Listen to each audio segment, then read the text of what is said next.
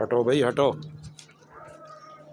ये देख लें जी, आज खोला इसको मैंने, बहुत दिनों के बाद बेबी कार्ड से निकाला। अब इनकी शरारतें देखें।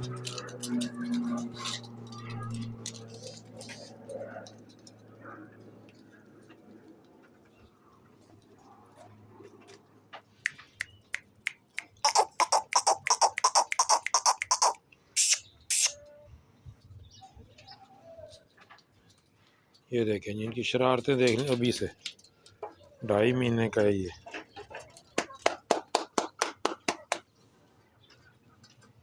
माशाल्लाह।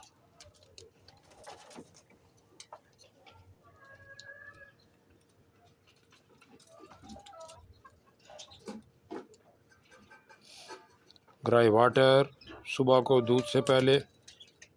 अभी स्टैडे को तो खैर दूध नहीं पिला रहे हम, ये तो दूध से अब फारिग है।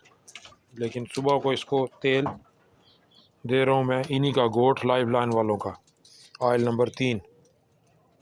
और ये जो दूसरा बच्चा है छोटा, जो 1 महीना 9 दिन का है अभी, इसको दे रहे हैं जी हम सुबह ग्राई वाटर दूध से पहले। इस वाले बच्चे को, इस बच्चे को हम ग्राई वाटर दे रहे हैं 3 सीसी दूध से पहले। और शाम को वही गोट लाइफ लाइन वालों का जो ऑयल है, ऑयल नंबर 3, वो दे रहे हैं जी। रिज़ल्ट आपके सामने।